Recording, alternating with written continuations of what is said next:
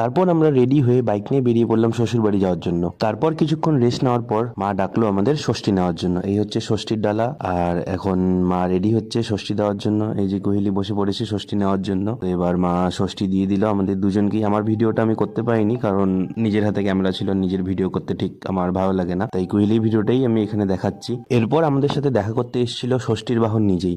তারপর কোহেলি তাকে কিছু মিষ্টি দিয়ে দিল খাওয়ার জন্য।